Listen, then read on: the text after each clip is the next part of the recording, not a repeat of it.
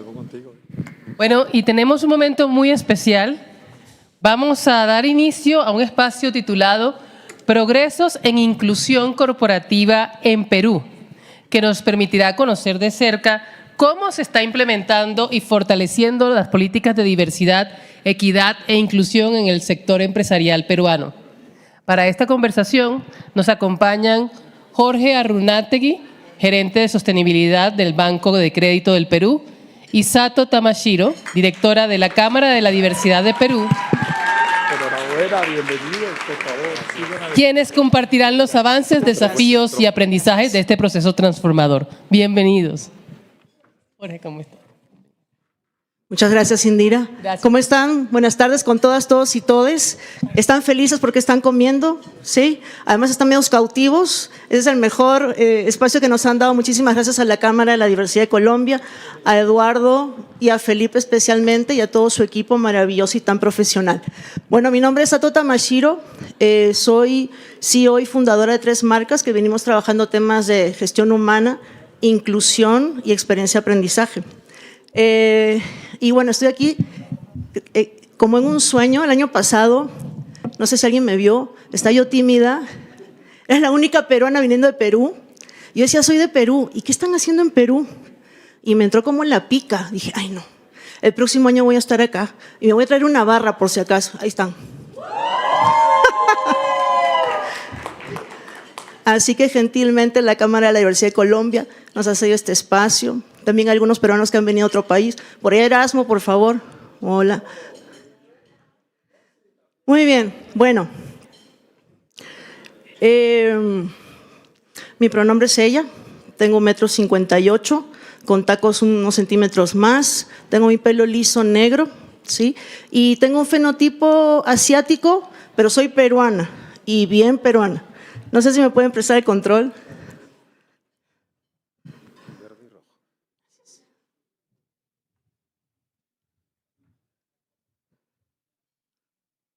Muy bien, esta es nuestra bandera, por si no la conocen. Bien roja como la pasión, el coraje, la resiliencia. Así somos los peruanos y peruanas. Trabajamos, pero desde tempranito. Nos cuesta llegar a la hora, pero llegamos, ¿no?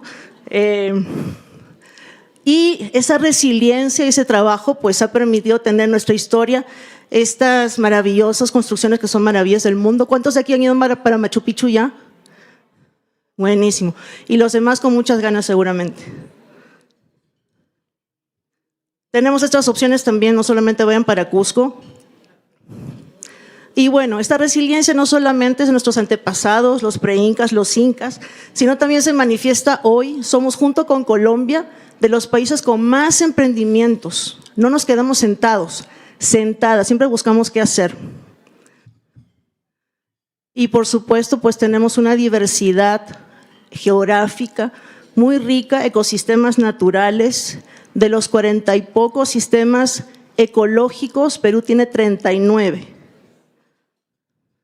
No es para causarles envidia que estoy hablando de todo esto, sino para explicarles que eso explica de alguna manera nuestra diversidad. Y esta diversidad empieza no solamente con los entornos naturales, sino también con nuestra comida. ¿Quién ha comido aquí un ceviche? Peruano. Ok. ¿Quién ha comido un arroz con pollo? Chifa. Maquis. Tenemos una fusión increíble y una gran interculturalidad. Pero a pesar de eso, tenemos muchísimos retos como organizaciones, como país, de unirnos todavía. Tenemos muchos prejuicios que superar. Y quiero comentarles un poquito lo que venimos haciendo como empresa. Nosotros como en estas marcas, varias de las chicas de Perú trabajan conmigo. Venimos trabajando ya en 500 empresas en Latinoamérica, temas de recursos humanos, también en entidades públicas. De hecho, ahí nos conocimos con Jorge hace 20 años más o menos. Y teníamos un compromiso que hasta ahora tenemos y manifestamos de trabajar por la ciudadanía. Estamos con algunas alianzas también en Latinoamérica, con organizaciones como la Cámara de la Diversidad de Colombia, también con Argentina, que estuvieron el año pasado por aquí, el equipo maravilloso Explosion, y por supuesto, pues, con las cámaras de la diversidad y de la comunidad LGBTIQ+ en el Perú. Esas son algunas de las empresas con las que venimos trabajando, específicamente iniciativas de diversidad e inclusión. Ya suman hoy más de 40, casi 50, y estamos orgullosas, orgullosos, felices, esperanzados, inspirados, porque podamos seguir esta ruta y esperamos que sea también con el apoyo de las cámaras, amigas y especialmente de la Cámara de Colombia.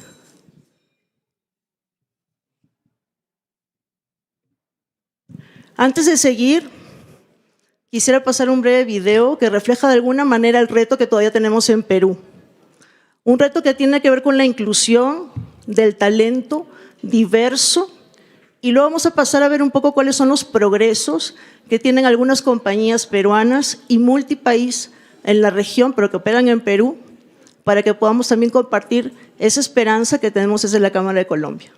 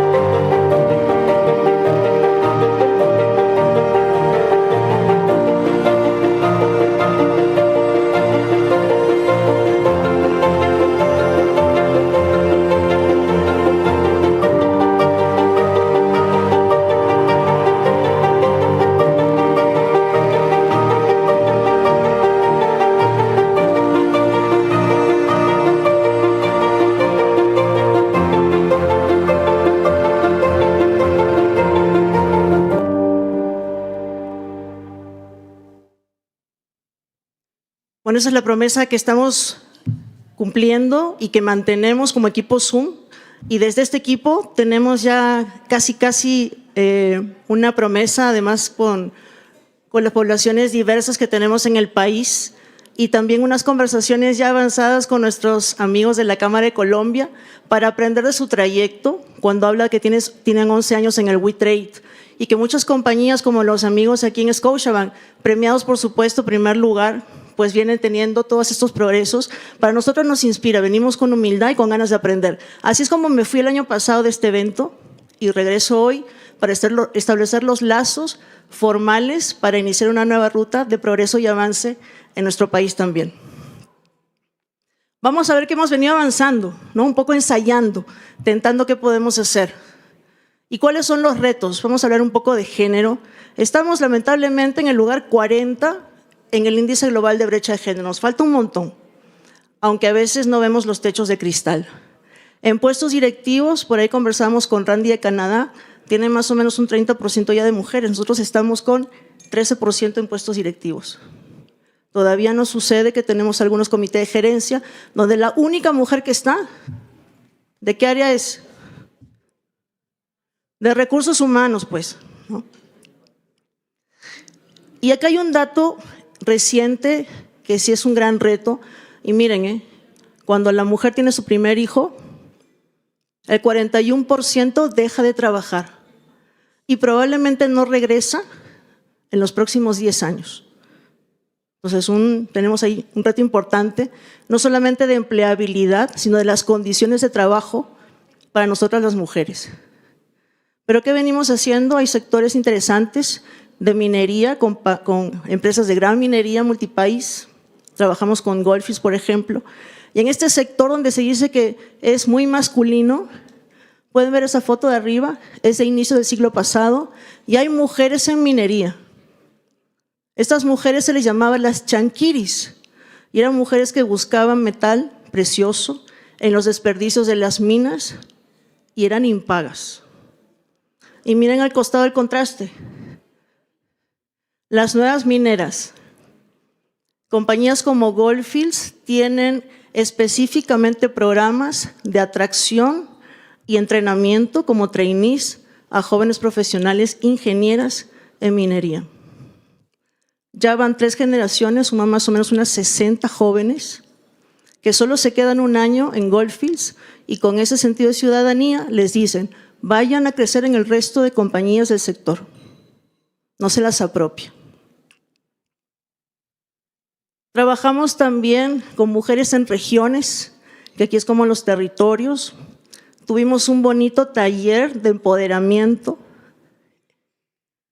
y el objetivo era que pudieran pensar, idear de una manera innovadora cuáles podrían ser las soluciones para que las mujeres de sus regiones tuvieran acceso a mejores oportunidades de ingresos, independencia económica y también emprendimiento.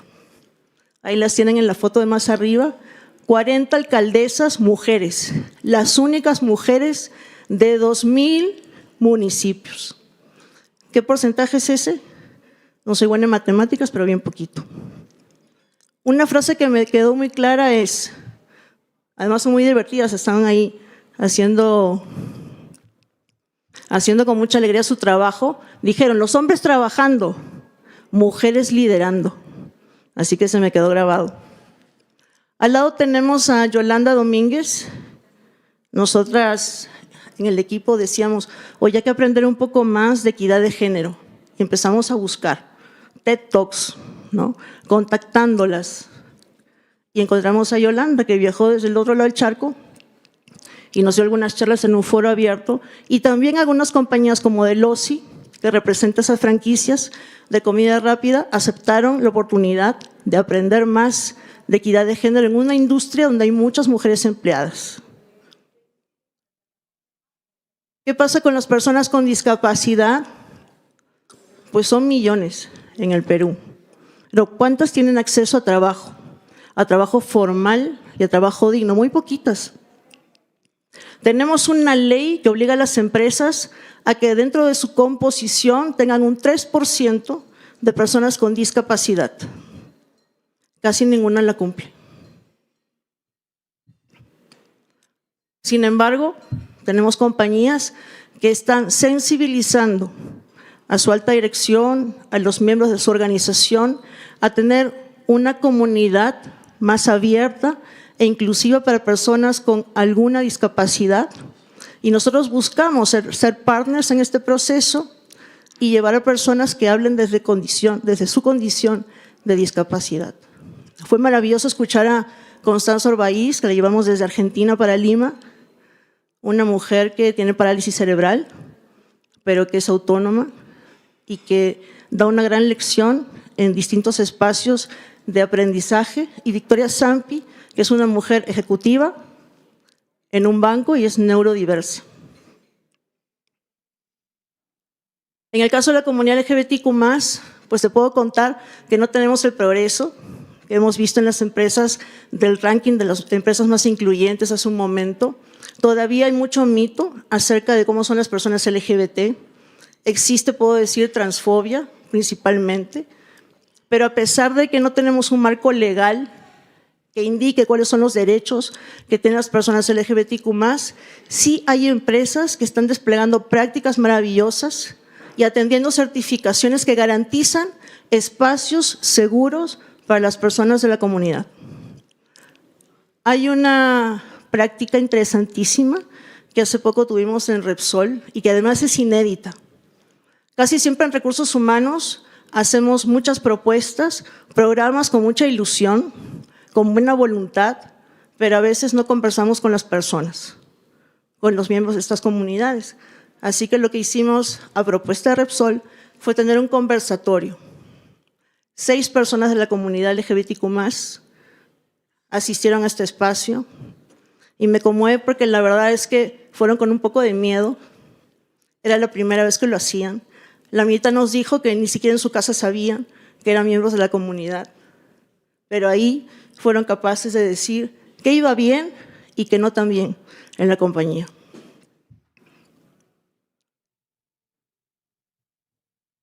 Personas migrantes, tenemos ahí grandes retos para su incorporación al trabajo digno y con los adultos mayores, pues también. Hay algunas compañías como Sodimac en Perú que tienen prácticas maravillosas, que tienen más de una década, sin embargo aún no se extrapolan a otros sectores. Y bueno, aquí hay otros datos más que dan cuenta de que estamos dando pasos, no quizás todo lo que quisiéramos ni con la velocidad que aspiraríamos a tener, pero sí son empresas que habiendo empezado no están parando. En capacitación, en la construcción de una cultura inclusiva y respetuosa, en determinar políticas y manifiestos de compromiso y en liderazgos inclusivos. Y para abrir las puertas, pues modificando sus prácticas de atracción del talento, los procesos de evaluación, con los CV ciegos, no voy a ver los apellidos. Saben que en Perú, dependiendo del apellido, puede ser que tu CV pase o no pase. Si tienes un apellido que tiene que ver con origen indígena, es muy probable que ni siquiera vean el resto de tu información.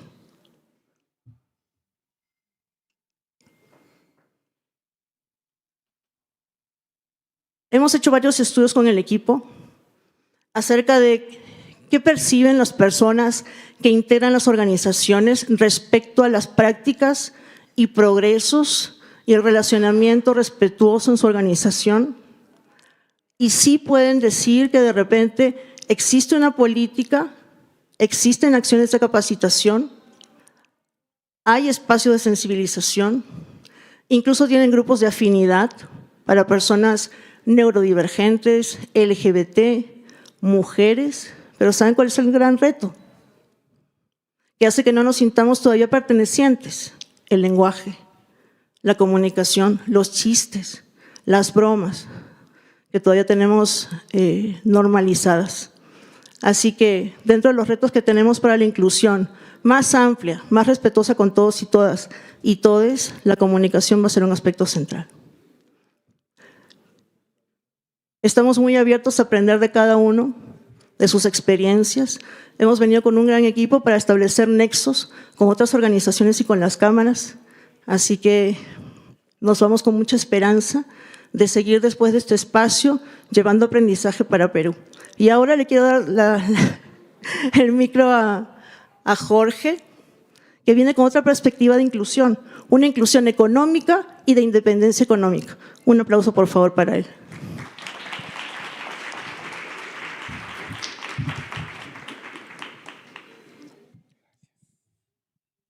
Muchas gracias, Ato. Muy buenas tardes. Primero me describo.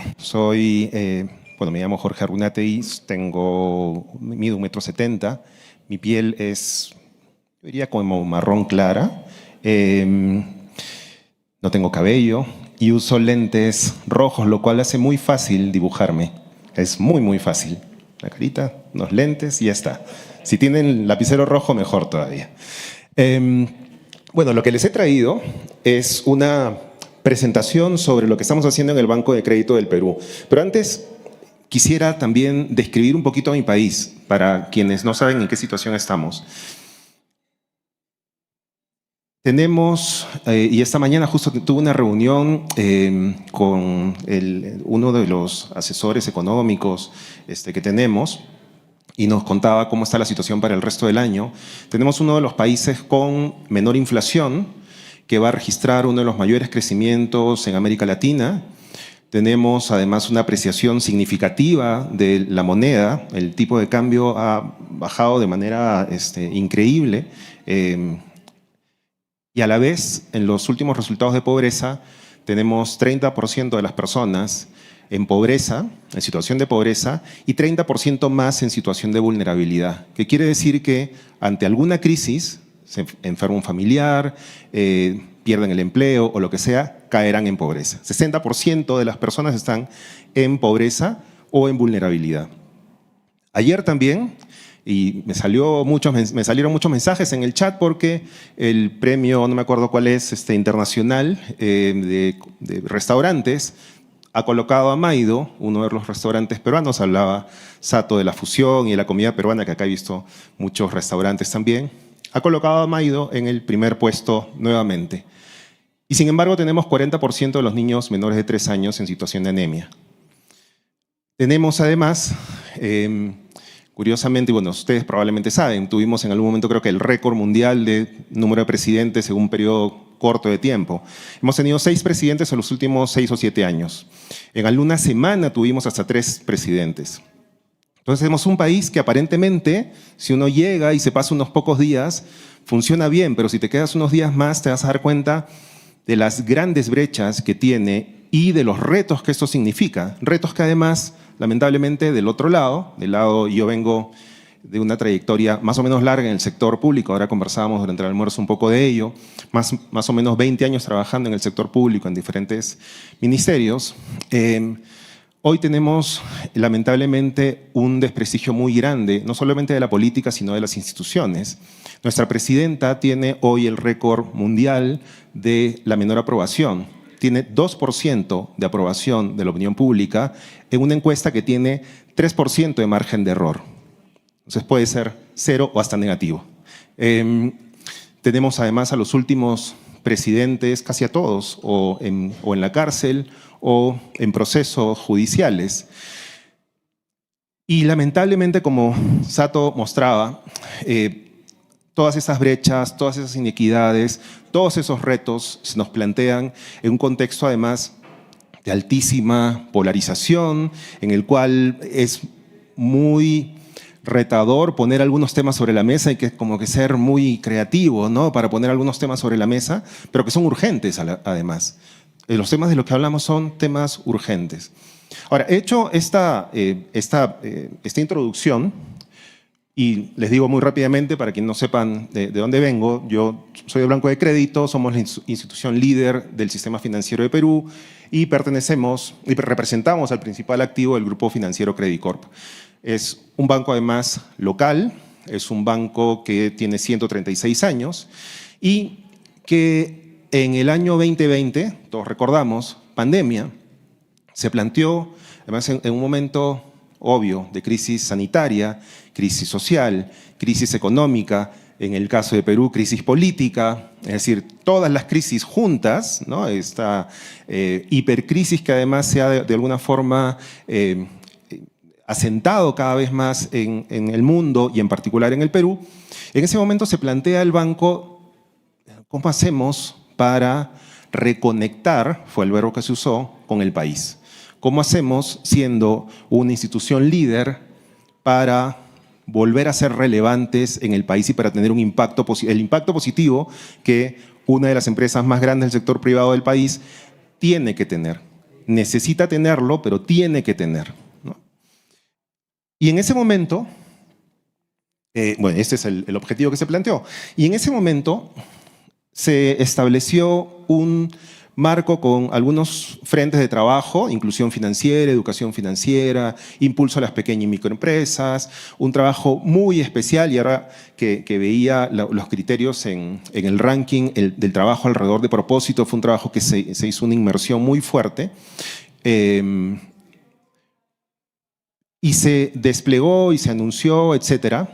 Pero lo interesante acá es que 6 meses después estábamos entre la primera y la segunda vuelta de la última elección presidencial, donde se enfrentaba una candidata que tiene el mayor antivoto posiblemente de los últimos años en el Perú, y un candidato que nadie conocía o que muy poca gente conocía y que venía del otro extremo político, del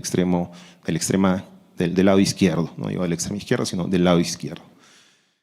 Entonces el país se hiperpolarizó. ¿Y qué hicimos en ese momento? Ya habíamos lanzado nuestra estrategia, etc. Creo que cometimos tuvimos el atrevimiento de salir a la calle con un estudio cuantitativo y preguntarle a la gente, ¿qué necesitas? ¿Qué esperas? No, ¿qué necesitas? ¿Qué esperas del sector privado? ¿Qué esperas tú del sector privado? ¿Qué esperamos todos? Una sociedad así de fragmentada, con las brechas que estoy comentando, ¿qué espera del sector privado? Y lo que resultó de ese estudio, nosotros lo tradujimos en lo que llamamos las 3 E. Por elemental, esencial y empático. Y lo explico. ¿Qué cosa es lo elemental? Lo elemental es cumplir las reglas de juego. Y eso que puede parecer eso, o elemental, es como, me decía un chico en Perú, es como el no te pases hoy. O sea, si no cumples ni eso, ¿qué puedes esperar? ¿No?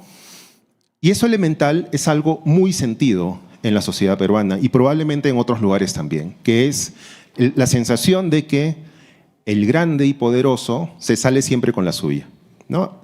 Puede sacarle la vuelta a las normas laborales, a las normas ambientales, a las normas tributarias, siempre encuentra la forma de caer parado. Pero el chiquito sí le cae todo, ¿no? Y no tiene cómo defenderse. Esa sensación de ser indefensos, que los poderosos más bien siempre se salen con la suya, eso es imperdonable. Entonces a eso nosotros le llamamos lo elemental. Lo segundo es lo esencial. Lo esencial es, básicamente, cumple tu propósito. No importa qué estás vendiendo, qué producto, qué servicio, que sea de buena calidad y a un precio justo. No importa si estás vendiendo cupcakes o estás vendiendo seguros. No importa. Que sean de buena calidad y a un precio justo. Y lo tercero es ser empático. Y ser empático digamos, desde la vista de la opinión pública al empresariado peruano es todo eso que quieras hacer de donaciones, filantropía, voluntariado, hazlo. Es bienvenido. Hay tanta necesidad que es bienvenido. Pero esas 3 E, hay como 2 reglas implícitas. Una es que la gente espera que se cumplan las 3, no es jugar una o la otra. Puede ser que en diferentes intensidades, dependiendo del contexto, pero no es una o la otra. Y la segunda, que es como una derivada de la primera, es ninguna reemplaza a la otra. Es decir, no importa cuánto regales, tira si quieres plata desde un helicóptero, la gente no es tonta. La gente va a saber que si te le sacaste la vuelta a las normas laborales o si estás queriendo pagar menos tributos que los que te corresponde, te va a castigar. Pero igual, dame lo que quieras, ¿no? Entonces, esto, para nosotros además, creo que tiene 2 ventajas. Nosotros, bueno, yo le llamo como el evangelio de la sostenibilidad según el BCP.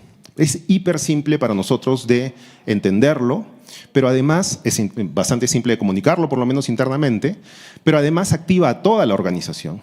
Entonces no somos la gerencia de sostenibilidad la que hace sostenibilidad en el banco, sino somos todos. Si por ahí hacemos una mala venta, que nos ha tocado en algún momento hacer una mala venta, eso atenta contra esas 3E. Si en algún momento pensamos en cerrar agencias en algún lugar porque es mucho más económico, digamos, los números cuadran mejor para hacer las cosas digital, ten en cuenta ese balance, porque puedes estar impactando las 3E. No quiere decir que no hagamos negocio, pero que tengamos esto como nuestra filosofía de trabajo, que es una filosofía de sostenibilidad, pero que impacta a todo el negocio. Pero además lo otro que nos pidieron como partida de nacimiento de la estrategia de sostenibilidad fue, tenemos que ser audaces. Y ser audaces es no hacer más de lo mismo, No es lo que se llama internamente un running, ¿no? De agarrar algo y bueno, que siga avanzando y estamos contentos con eso, ¿no? Cómo tratamos de ser disruptivos. Y en eso tratamos de estar. Como les digo, este es un trabajo que lleva, en algunos casos, muchos años más, pero en la mayoría de casos, 5 años de trabajo. Y aquí yo además vengo con muchísima humildad, sobre todo, esa era la actitud con la que venía, pero ahora más todavía habiendo visto la premiación y que el top 3 de empresas más sostenibles, los 3 son bancos y a los 3 nosotros los miramos y son referentes siempre, ¿no? Y tenemos contacto con varios de ellos para diferentes temas de nuestra estrategia de sostenibilidad, pero eso nos pone además una valla, creo, bastante rica. Y eso creo que además, y viniendo de un país con tantos retos, con tantas brechas, también te da muchas oportunidades, porque casi que donde sea que te pares a tratar de hacer impacto positivo, lo puedes lograr. Ahora, hace 5 años, en la primera reunión que tuve con la alta dirección del banco, y la primera vez además, estoy recordándolo ahorita, la primera vez que los veía en persona, porque me contrataron en pandemia y yo no había visto a nadie en persona. Los vi por primera vez 9 meses después. En esa reunión hice una presentación y les mostré un poco esto. Creo que hemos actualizado un poquito algunas cifras, pero ha sido en un pantallazo 34 millones de peruanos, 1/3 en Lima, 80% urbanos, 19 familias lingüísticas, hay una diversidad de lenguas muy amplia en el Perú, 3.8 millones de quechua hablantes, la mayoría de los que tienen una lengua distinta hablan quechua, son quechua hablantes, pero además hay diferentes variantes de quechua dependiendo de dónde estás, polivocálico, chanca, etc. 3.2 millones de personas con discapacidad, 1.7 millones de adultos autoidentificados con orientación sexual no heterosexual. Y en términos de relación con el sistema financiero, muchas brechas, ¿no? 28% no tiene ningún producto financiero, 2/3 no tenía ningún producto de crédito, 1% fuera del sistema formal. Además, estos son datos que mostré aquella vez, pero en esos últimos 5 años ha avanzado mucho el crédito informal, pero a través de economías no solamente informales, sino ilegales, lo que se llama el gota a gota, que es básicamente cobros diarios de usura que se dan en el sector informal. Pero además hay ciertas oportunidades, porque casi está universalizado, casi todo el mundo tiene smartphone, por lo menos en Lima, en las familias, por lo menos uno por familia, y además en el ámbito rural ya 80% también tiene un teléfono inteligente. Entonces eso también nos da como de dónde agarrarnos, qué palancas podemos agarrar. Y bueno, en esa misma reunión, yo lo que planteé es, estamos pensando reconectar con el país. ¿Pero con qué país? Porque una de las cosas que encontré, y digo, aquí haciendo un poco de autocrítica, y creo que esto no solamente es algo que nos pasa a nosotros, sino que le puede pasar a muchas otras organizaciones y entidades, es que nos guiamos por promedios. Y esos promedios muchas veces están guiados por algún grupo que está sobreatendido, al que le prestamos mucha atención y que nos muestra números bonitos, pero no miramos lo otro. Y esto que acabo de decir es bien importante para lo que luego les voy a contar de la estrategia. Entonces, cuando llegué, básicamente en lo que nosotros nos concentrábamos era, obviamente, en banca corporativa, en banca exclusiva, en banca consumo, pero además en ciertos extractos de banca consumo, y con esos números teníamos las cuentas bonitas y suficientes, ¿no? Nuestros promedios estaban bastante bien, no súper sólidos en el sistema peruano, pero ¿en qué momento íbamos a pensar en los otros grupos de consumo, en la gran masa de la población? ¿En qué momento podíamos pensar en los no clientes o en los no bancarizados, ¿no? Que son probablemente la mayoría de la población? Y entonces les puse además esta mirada, que es que esos otros ángulos son muchos ángulos, porque podemos pensar en mujeres, en jóvenes, en población indígena, en comunidad LGTBQ+, en quechua hablantes, en población afroperuana, personas con discapacidad, todas las identidades y todos los elementos que podemos identificar transeccionales que podemos identificar en todos esos cruces. Entonces eso es un reto mayor. Y entonces la gente se quedó como, bueno, ¿y por dónde empezamos, no? Entonces lo que les voy a contar enseguida es que en estos 5 años sobre todo nos hemos concentrado un poquito por acá. Y más que decirles qué hemos hecho, creo que ni siquiera voy a usar tanto tiempo en decirles qué hemos hecho, sino me interesa transmitirles, creo que la idea principal que tengo a partir de esto es que lo que estamos logrando es cambiar un poco la mentalidad, ¿no? Esa diapositiva anterior en la cual estábamos contentos con un promedio y no estábamos mirando casi todo el país, y de pronto al mirar más ampliamente ese país nos damos cuenta, o nos volvemos a dar cuenta, como sea, que es un país complejo, que es un país muy, muy retador y que es un país que espera ciertas cosas del sector privado, pues ahí hay una tarea. Entonces, solamente plantearse eso para nosotros fue como, bien, estamos logrando un avance. Que sepamos que no nos podemos quedar en los promedios. Pero lo segundo es que una vez que pisas fuera del promedio, vas a encontrarte con diferentes retos. Bueno, concéntrate en uno. Y en ese uno, haz algo disruptivo, usa la audacia. Entonces, en mujeres, por ejemplo, voy a poner solamente un ejemplo de un par para no quitar mucho tiempo. En mujeres, no sé si cuántos de ustedes conocen que en Perú la billetera digital, así como acá es Nequi, ¿no? Nequi, allá es Yape. Y Yape tiene 15 millones de usuarios, o sea, prácticamente toda la población adulta usa Yape, y en los últimos 5 años tenemos casi 6 millones de personas que no estaban en el sistema financiero y que su primera entrada al sistema financiero es Yape. Y incluso usamos el verbo, yo te yapeo, ¿no? Yo yapeo, tú yapeas, él yapea, nosotros yapeamos. Y entonces lo interesante es que hoy ya Yape Super App, ya no solamente una billetera digital, etcétera, ha empezado a dar créditos pequeños. Y empezó con créditos monocuota. Y este equipo se dio el trabajo de asegurarse de que los leads, es decir, las propuestas de crédito, fueran 50-50, que fueran 50% para hombres, 50% para mujeres.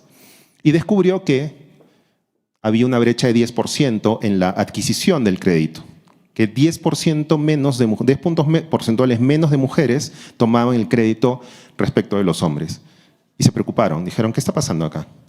Entonces indagaron, fueron y vieron, se dieron cuenta que estos créditos de monocuota a una sola cuota en un plazo fijo, 30 días, no era necesariamente lo que las mujeres necesitaban, porque se dieron cuenta que la planificación de los recursos que tienen las mujeres tiene bastante más forma que la que tienen los hombres. Está más estructurada que la que tienen los hombres, por lo tanto, que entre un dinero así y que vaya a pagar en 30 días no les era conveniente. Hoy están rediseñando el producto, además hemos entrado ya a multicuota, etc. Pero lo interesante que quiero transmitirles es, primero, no se quedaron en el promedio. Segundo, vieron diferencias en algún grupo, que puede ser hombres, mujeres, urbano, rural, etc. Ellos se plantearon el reto mujeres y vieron la diferencia. Y fueron a preguntar. Y a partir de ese descubrimiento están haciendo ahora el rediseño del producto. Entonces, todo ese camino, ese cambio de mindset, no me gusta nunca usar eso, el cambio de mentalidad, es a lo que queremos llegar, ¿no? No traerles acá, contarles la historia bonita de cómo algunas de esas cosas han crecido mucho, como por ejemplo en jóvenes, por ponerles un ejemplo más. En jóvenes hacíamos lo típico, ¿no? En capacitación para jóvenes hacíamos lo típico, que era una plataforma con cursos web, cursos de capacitación para que la gente aprenda de educación financiera. Por eso, ¿quiénes entraban? Los que, digamos, que tenían que tener mucho interés para entrar. Hoy estamos entrando a no estoy seguro si es tercera o ya cuarta temporada del programa Quinto Piso. Quinto Piso es una serie web que cada episodio ya tiene 4 años, no sé cuántos, como 50 o 60 episodios, duran 6 o 7 minutos. Cada episodio es visto por 5 millones de personas. De hecho, cuando lanzamos la temporada del año pasado, se reunieron los clubes de fans de diferentes provincias del país y los trajimos a Lima para el lanzamiento. Entonces, hicimos algo disruptivo. De nuevo, no pensar en promedios, pensar en algún grupo, salirse del promedio, pensar en un grupo y cómo es la forma más disruptiva de impactar en ese grupo. Y así podría ir por cada uno de esos. En ruralidad, empezamos ahora la gerencia de canales. Canales son los canales de distribución del banco, ¿no? Lo principal son las agencias, pero también tenemos agentes, tenemos como 3.000 agentes, y ahora tenemos agentes móviles. Y eso lo había visto yo en alguna reunión al principio de los tiempos de mi trabajo aquí en el BCP, que Bancolombia también tenía, ¿no? Un bus con el que iba haciendo educación financiera. Bueno, nosotros tenemos ahora 5 combis paseándose por diferentes lugares del país donde van además con una antena, van además con una de estas antenas móviles, de manera que proporcionan internet, lo cual significa que llega el carrito, llega a hacer educación financiera, llega además a que la gente pueda hacer sus transacciones y el parque se llena de gente que simplemente quiere usar el Wi-Fi, ¿no? Entonces es un acontecimiento de que de pronto llega el agente móvil. Paso a pendientes. Y aquí la verdad es que los pendientes son muchísimos, ¿no? Para empezar, se han dado cuenta de que hay varios grupos que no he mencionado, porque son todavía un reto. No he mencionado, en personas con discapacidad estamos trabajando recién y Sato nos ayudó muchísimo en esta conversación que tuvimos con Constanza hace algunas semanas. Y ahí venimos trabajando muy duro, llevamos como 3 años y por fin parece que va a salir nuestras aplicaciones móviles con toda la tecnología para que personas con discapacidad visual puedan usarlo. Tanto Yape que ya lo pueden usar, pero banca móvil, banca por internet, etcétera, que todo pueda ser accesible para ellos. Pero hay muchos pendientes. Y seguramente dentro de 5 años, si todavía vuelvo a la edición número, sería 15, creo, de estos eventos, vamos a seguir con pendientes. Pero creo que lo más importante, más allá de cómo hemos podido avanzar con cada uno de estos grupos, es que estamos rompiendo un poquito la mentalidad, ¿no? Y eso creo que es lo sustancial en este trabajo. Romper la mentalidad de... Si esto me ha venido funcionando, ¿no? En el fútbol se suele decir, equipo que gana no se cambia. Bueno, era un equipo ganador, pero en un deporte que no era el que jugaba el país, ¿no? Estábamos jugando pádel en un país en el que todavía estamos jugando fulbito en una canchita, ¿no? Entonces, ¿cómo hacemos para armonizar toda esta capacidad que podemos tener de generar impacto en el país con estas brechas que tenemos todavía pendientes, ¿no? Y seguramente, si vengo en unos años más, las brechas van a seguir, pero lo que esperamos es que ese cambio de mentalidad, a pesar de las circunstancias y el contexto, se mantenga. Muchas gracias.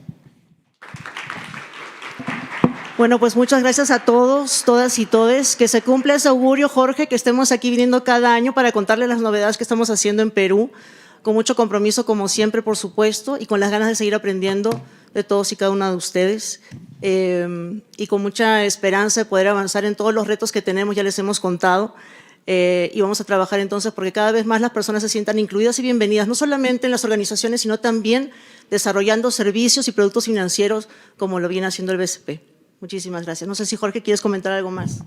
Creo que, a ver, sí, hay un par de cosas que me gustaría comentar. Y una es, parte de que esto pueda haber resultado, es que, a ver, primero, hemos tenido la suerte de tener una alta dirección comprometida, que se compró este asunto, que ellos mismos propusieron y que cada paso adicional lo van no solamente aceptando, sino adoptando y siendo ellos mismos voceros de esto, ¿no? Eso creo que ha sido bien importante. De hecho, formamos parte de la pirámide estratégica del banco. Esto de las 3E que les he contado, llamen ahorita a mi CEO, se los va a recitar de memoria, porque ya es parte del lenguaje del banco y eso creo que es bien importante. Lo segundo es que eso tiene que aterrizar en gobernanza, en una gobernanza que no solamente sea que están comprometidos, sino que existe una gobernanza con indicadores, con reuniones, comités o lo que corresponda, con además identificación de rendición de cuentas clara de esto. O sea, nosotros nunca tratamos de ser, nunca quisimos ser tratados como un animalito distinto dentro del banco. Entonces nosotros, sí, el ejercicio de planeamiento hacemos igual que todos. A veces es muy difícil porque hay que sustentar cosas con casos de negocio y cosas así. Nunca intentamos ser tratados de una forma distinta, sino desde el saque, tratar de incorporarnos en las dinámicas del banco, y eso creo que nos ha ayudado además a que la sostenibilidad haya sido vista desde el comienzo como una sostenibilidad desde el negocio, ¿no? Hoy, sabiendo, y por eso es que el marco de las 13 es importante, sabemos que es importante también el tema de filantropía, toda la responsabilidad social, y ahí estamos metiendo también mucho esfuerzo, pero eso no lo vemos nosotros directamente como la gerencia de sostenibilidad. Y eso creo que ayuda a que nosotros nos mantengamos muy focalizados en cómo impactar desde el negocio, ¿no? Más allá de las coordinaciones que se tienen que hacer con otras áreas. ¿Y qué más? Y lo último que quería mencionar es súper importante también saber comunicar, ¿no? Y acá algo que es importante que no le haya mencionado es que dos elementos. Por un lado, que desde hace por lo menos 3 años nosotros venimos usando lo que se llama inteligencia territorial, que es básicamente saber cómo llegar al territorio. El país, Perú y Colombia, es muy parecido en ese sentido, es muy distinto en la costa, la sierra, la Amazonía, son regiones muy distintas, con no solamente dificultades geográficas distintas, sino con idiosincrasias distintas, que tienen demandas, necesidades completamente distintas, etc. Entonces, las soluciones, las blanket policies no funcionan en un país como Perú. Las soluciones planas, horizontales, no funcionan en un país como Perú. Y eso es un poco más retador para los equipos porque tienen que saber que en el sur del país las cosas, normalmente el sur del país, en Perú, es bastante más crítico y nuestros indicadores son más retados ahí. El norte no, en el norte nos va súper bien, ¿no? En Lima también nos va súper bien. El sur es una estrategia distinta, ¿no? Entonces, esa mirada, esa inteligencia territorial es bien importante. Y lo otro que mencionaba, que me lo trajo a colación esto que estoy diciendo, es saber comunicar. Es bien importante comunicar. No somos hiper cuidadosos y el banco tiene tal vez la mala costumbre de hacer, esperar que se consolide, maduró y ahora sí hago la comunicación respecto. O sea, no salgo alocadamente a comunicar si es que no sé que lo que estoy haciendo, uno, es coherente con lo que somos, es decir, no hacemos washing en ese sentido de que porque queremos salir bien en la foto, hacemos esto y luego nos salimos del tema. Pero lo otro es saber comunicar, ¿no? Y es bien importante saber comunicar en un contexto muy polarizado, en el que en el caso del Perú, el anti-sector privado, el anti-todo está muy fuerte y que va a ser cada vez más fuerte en los meses siguientes porque se nos vienen elecciones presidenciales el próximo año. Así es que va a ser muy compleja también la situación y ahí también los discursos populistas, que son los que están prendiendo muy fuerte en diversas partes del mundo, impactan las agendas, impactan la agenda de inclusión, impactan incluso la agenda privada. En el Perú, cuando uno hace encuestas, todavía ve que es muy popular la idea de nacionalizar servicios, por ejemplo, ¿no? Entonces, agarrarse de ideas muy populistas también puede ser algo a lo que nos enfrentemos en los próximos meses. Así es que, nada, ese es un trabajo bien entretenido, como se dan cuenta. Bueno, ahora sí, muchísimas gracias. Gracias, Jorge, por acompañarnos en esta travesía, en este espacio. Y les dejamos entonces pasar al siguiente punto de la agenda. Indira, muchísimas gracias.